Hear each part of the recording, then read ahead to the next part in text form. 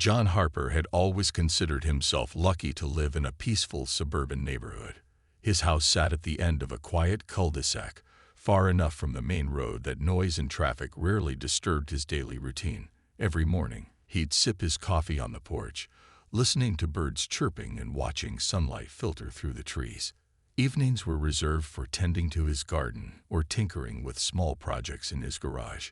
Life was simple, predictable, and exactly how John liked it. One of the things John loved most about his home was its gravel driveway. It wasn't fancy, just a long stretch of crushed stone leading up to his garage. But it gave his property character. To him, it felt like a throwback to simpler times when driveways weren't perfectly paved rectangles, but something more rustic and personal. He often joked that the crunch of tires on gravel reminded him of childhood visits to his grandparents' farmhouse. It was a sound he associated with warmth and nostalgia.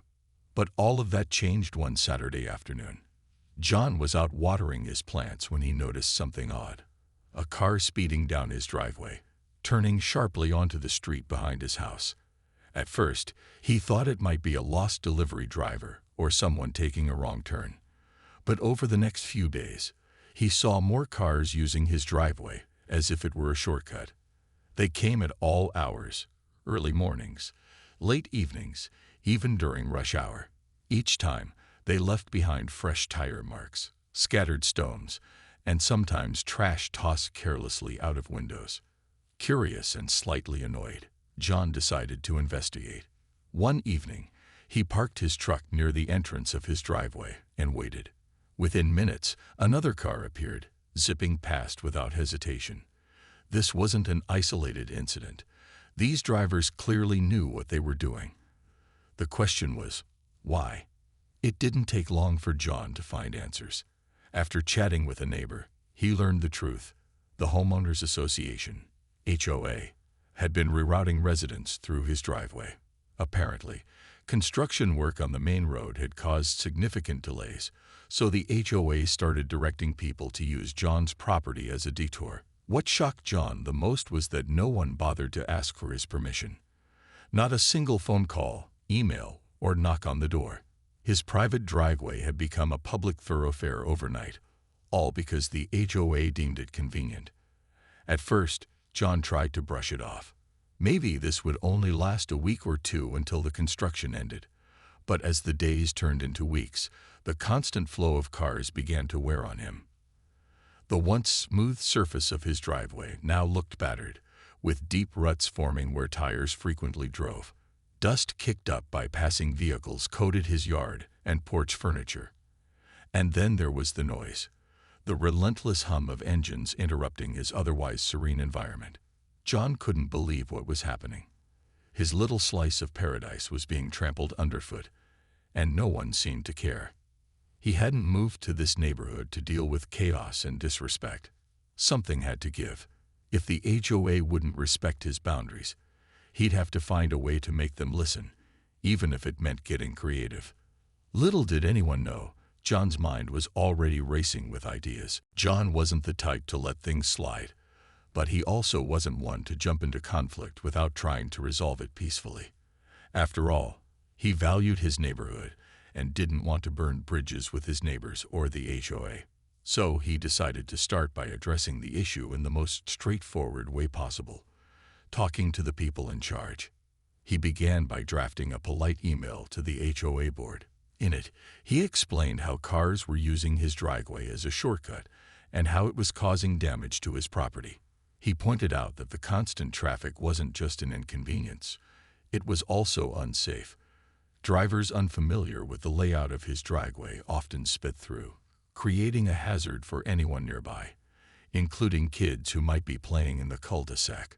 John ended the email by politely asking the HOA to stop rerouting traffic through his property and to find an alternative solution. When days passed without a response, John followed up with a phone call. The person on the other end promised to look into the matter but offered no concrete answers.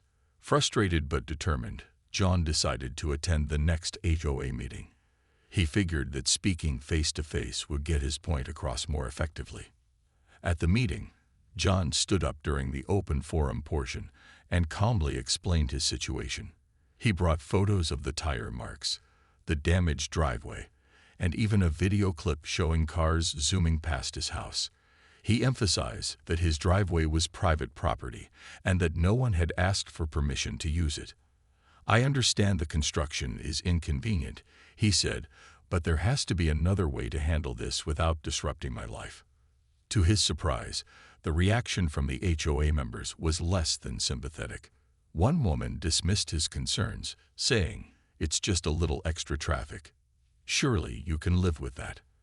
Another man chimed in, suggesting that John should see it as his contribution to the community. "We're all making sacrifices here," the man said with a shrug. "You're not the only one affected by the construction." The final blow came when the HOA president spoke up. Instead of apologizing or offering a compromise, she defended the decision, claiming it was for the greater good. She went so far as to imply that John was being selfish for refusing to share his driveway. Her tone was condescending, as if his complaints were nothing more than a minor inconvenience they had no time for. John left the meeting feeling defeated and angry. He had gone out of his way to be respectful and reasonable, yet the HOA treated him like he was the problem. They hadn't even acknowledged the damage being done to his property or the safety risks posed by their actions. It was clear that they had no intention of helping him. As he drove home, John replayed the meeting in his mind. He thought about the dismissive looks, the patronizing comments, and the complete lack of accountability. Something inside him snapped. If the HOA refused to listen, then maybe it was time to make them pay attention. But how? He couldn't physically block the driveway without risking further trouble, and continuing to beg for help clearly wasn't working. That night, as he sat in his garage staring at tools and half-finished projects, an idea began to form. What if he could turn their shortcut into something they'd regret using? Something that would force them to reconsider their decision. And fast. John smiled to himself. He wasn't sure yet what exactly he'd do, but one thing was certain: the HOA had underestimated him. And soon, they'd realize just how big a mistake that was. That night in the garage, John's mind buzzed with possibilities. He wasn't a man prone to rash decisions, but the HOA's dismissive attitude had lit a fire inside him. If they wanted to treat his driveway like a public road, then maybe it was time to give them exactly what they deserved: a taste of their own medicine. But how far was he willing to go? And more importantly, could he pull it off without crossing any legal lines? John started by sketching ideas on a notepad. At first, his thoughts were simple: dig up the smooth asphalt and replace it with loose gravel. Gravel would slow down drivers and make cutting through his property less appealing. It wasn't enough to stop them entirely, though. He needed something more memorable, something that would send a clear message.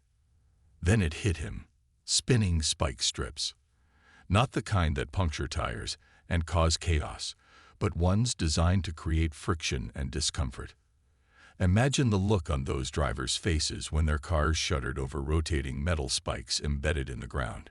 It wouldn't damage their vehicles, but it would definitely make them think twice about using his driveway again.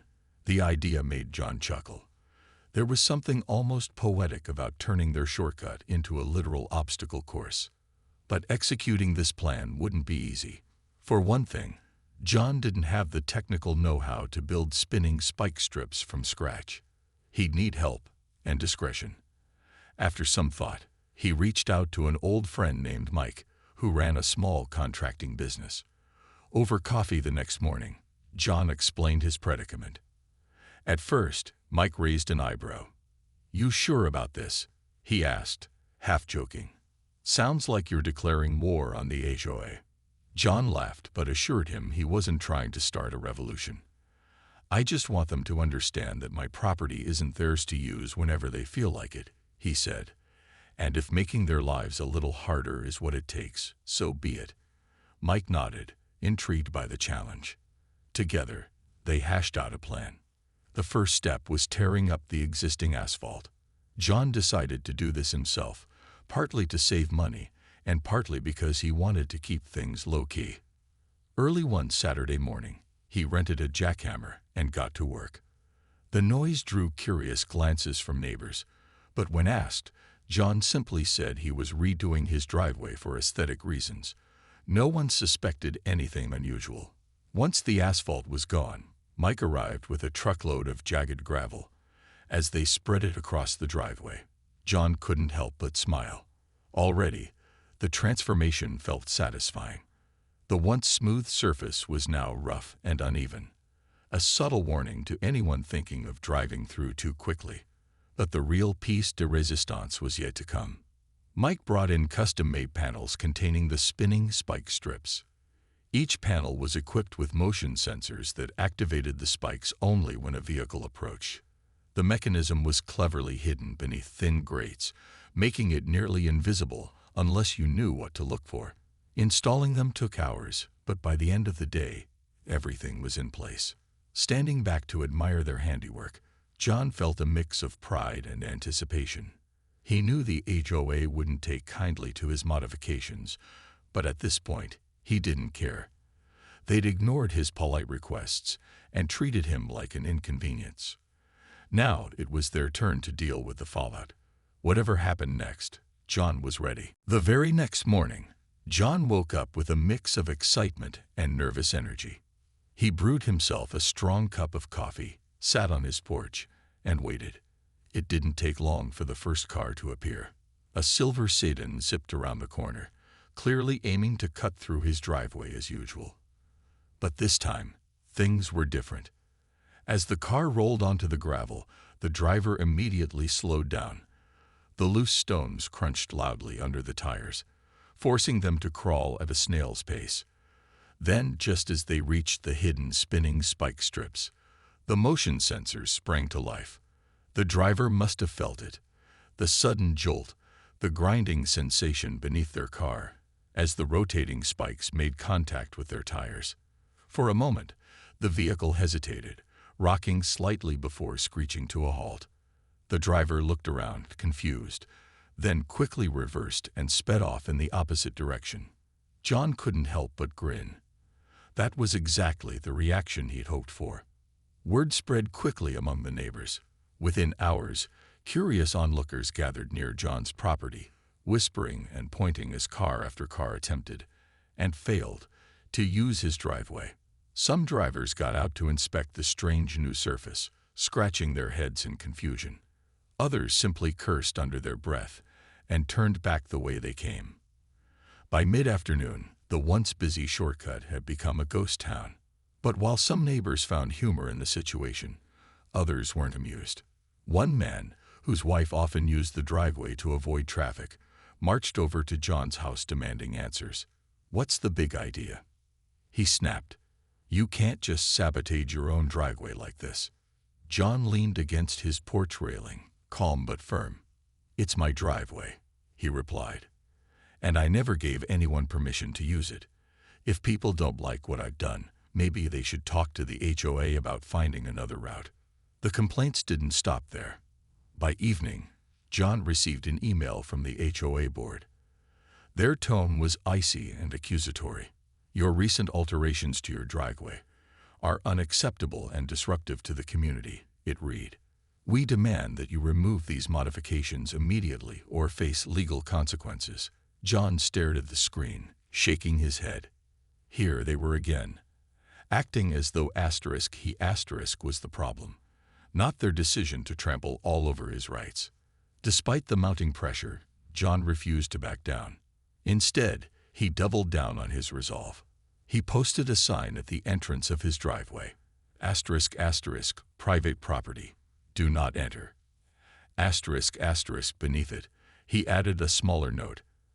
***, proceed at your own risk.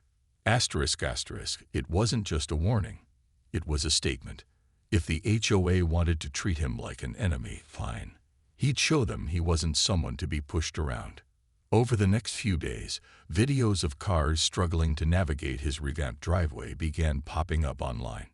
Neighbors filmed the chaos and shared it on social media, sparking debates across the internet. Some commenters praised John's ingenuity, calling him a hero for standing up to authority. Others criticized him, saying his actions were petty or extreme. But no matter what people thought, one thing was undeniable. John Harper had made headlines, and everyone was talking about his war with the HOA. For John, the attention was unexpected but validating. He hadn't set out to become a local celebrity, but seeing others rally behind his cause gave him hope. Maybe his fight wasn't just about protecting his driveway anymore. Maybe it was about something bigger, about reminding people that even in the face of arrogance and neglect, standing up for yourself could make a difference. And if that meant turning his quiet suburban life upside down, so be it. The legal battle between John and the HOA quickly became the talk of the neighborhood and beyond. When the HOA threatened to take him to court, John didn't flinch. Instead, he hired a lawyer, someone recommended by a friend who specialized in property disputes. From the start, his attorney was confident. "You're in the right here, John," she told him during their first meeting. "Your driveway is private property. They can't just use it without permission." With the help of his lawyer, John gathered evidence to build his case. He collected photos of the tire marks and damage left behind by the unauthorized traffic. He dug up emails showing his attempts to resolve the issue peacefully with the HOA. He even retrieved old neighborhood covenants that clearly stated homeowners' rights to control access to their properties. Every piece of documentation reinforced one simple truth: the HOA had overstepped its bounds. Meanwhile, the HOA scrambled to defend itself. Their lawyers argued that rerouting traffic through John's driveway was necessary for the greater good of the community. They claimed it was a temporary measure meant to ease congestion caused by construction on the main road. But when pressed about why they hadn't sought John's consent, or even informed him, they struggled to provide a satisfactory answer. The lack of transparency only made them look worse. As the case dragged on, public opinion shifted increasingly in John's favor. Local news outlets picked up the story, portraying him as a man standing up against bureaucratic overreach. Reporters interviewed neighbors, many of whom admitted they sympathized with John. Even some who initially criticized his actions softened their stance after learning how poorly the HOA had handled the situation. Online, the debate raged on. Videos of cars struggling to navigate John's modified driveway continued to circulate, drawing thousands of comments. Supporters hailed him as a folk hero, while critics accused him of going too far. But regardless of where people stood, everyone agreed on one thing: the HOA's behavior was indefensible. Finally, after months of hearings and appeals, the court reached its verdict. In a decisive ruling, the judge sided with John. The HOA was ordered to cease all unauthorized use of his driveway immediately. Additionally, they were required to cover John's legal fees and issue a formal apology. More importantly, the ruling set a precedent, reinforcing the importance of respecting private property rights, even within tightly controlled communities like John's. When the news broke, John felt a wave of relief wash over him. It wasn't just about winning, it was about validation. For months, he'd been dismissed and belittled by the very organization supposed to protect his interests. Now, the law had confirmed what he'd known all along: his home, his land, and his rights mattered. But John didn't gloat. Instead, he used the opportunity to reflect on the bigger picture. During the trial, he'd learned that other homeowners in his neighborhood had quietly dealt with similar issues: unauthorized changes to their properties, ignored complaints, and dismissive attitudes from the HOA. His victory gave them hope. Several neighbors approached him afterward, thanking him for shining a light on problems they'd long felt powerless to address. Even some members of the HOA board begrudgingly admitted that John's fight had exposed flaws in their leadership. A few resigned shortly after the ruling, citing personal reasons, while others vowed to reform the way the association operated. New members were elected, promising greater transparency and accountability moving forward. For John, the resolution marked the end of a difficult chapter, but also the beginning of something new. He realized that sometimes standing your ground wasn't just about protecting yourself. It could inspire others to do the same. And though he never intended to spark change on such a large scale, he couldn't deny the satisfaction of knowing he'd made a difference, not just for himself, but for his entire community. With the legal battle finally behind him, John decided it was time to put an end to the spectacle his driveway had become. While the spinning spike strips and jagged gravel had served their purpose, he knew keeping them in place would only invite further drama. So one weekend, he dismantled the spike strips and smoothed out the worst of the gravel ruts. However, he didn't restore the driveway to its original state. Instead, he left it as a gravel surface, a subtle reminder of what had happened. Neighbors who drove by couldn't help but notice the change. Some chuckled knowingly, while others simply shook their heads. John didn't care either way. To him, the gravel wasn't just practical, it was symbolic. It stood for resilience, creativity, and the power of standing up for oneself when no one else would listen. As weeks turned into months, life in the neighborhood slowly returned to normal, or at least as close to normal as it could get after such a public showdown. The HOA, now under new leadership, worked hard to rebuild trust with residents. They held town hall meetings where homeowners could voice concerns without fear of dismissal. For the first time in years, people felt heard. And while some neighbors still whispered about that driveway incident, most agreed it had sparked much-needed change. John, too, found himself reflecting on everything that had happened. At first glance, the fight over his driveway might have seemed trivial, just another squabble between a homeowner and an HOA. But looking back, he realized it was about more than property lines or traffic patterns. It was about respect. Respect for boundaries, for individual rights, and for the idea that even in a community governed by rules, personal freedoms mattered. He also couldn't ignore the ripple effect his actions had created. After the court ruling, other homeowners began speaking up about their own grievances. One couple successfully lobbied the HOA to repair a neglected park. Another resident convinced the board to reconsider a restrictive landscaping policy that had unfairly targeted certain homes. These victories were small, but they added up. Slowly but surely, the neighborhood started to feel like a better place, not because of any single person, but because people were learning to advocate for themselves. Still, John didn't see himself as a hero. He was just a guy who'd reached his breaking point and decided to do something about it. When reporters occasionally contacted him for follow-up stories, he shrugged off their praise. "I'm not special," he'd say. "I just wanted them to treat me fairly. That's all anyone wants." Despite his modesty, John couldn't deny the sense of pride he felt whenever someone thanked him for inspiring them to stand up for themselves. Whether it was a neighbor challenging an unfair fine or a colleague advocating for better working conditions, people told him his story gave them courage.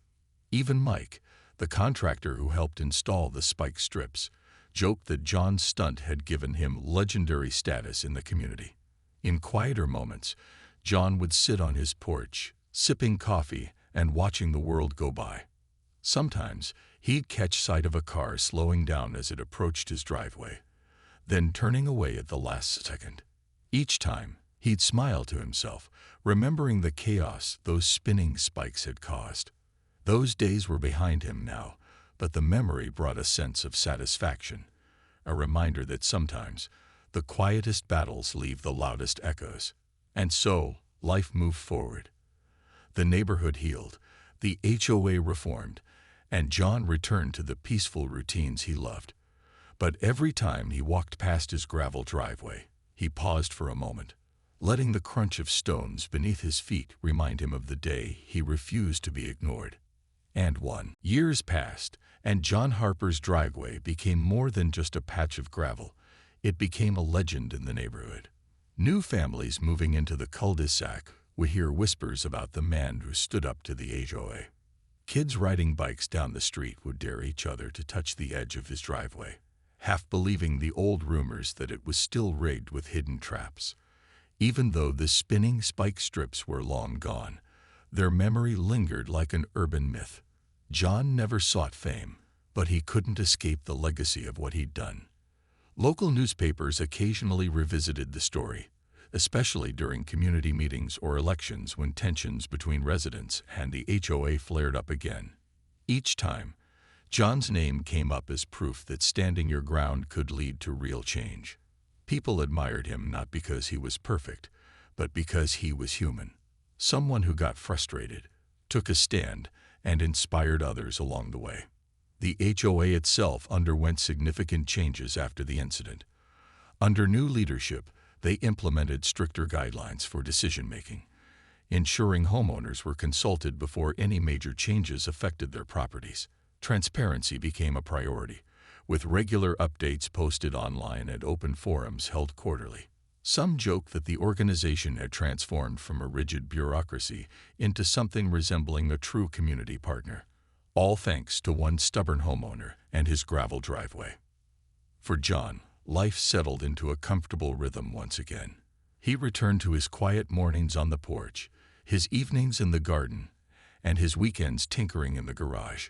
But there was a subtle shift in how he saw himself and how others saw him.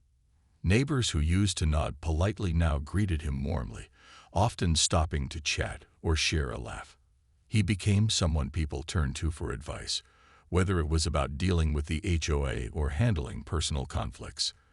In a way, he had become a reluctant mentor, offering wisdom born from experience.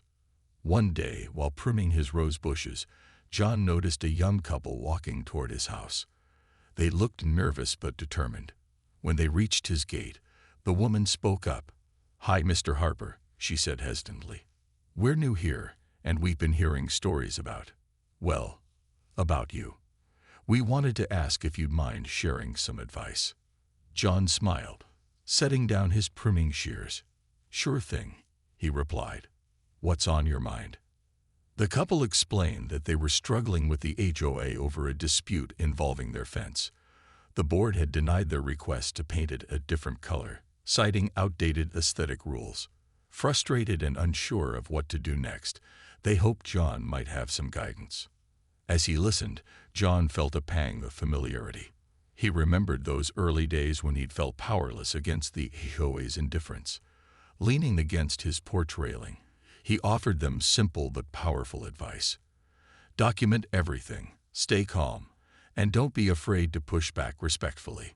Sometimes, he added, people only listen when you make them pay attention.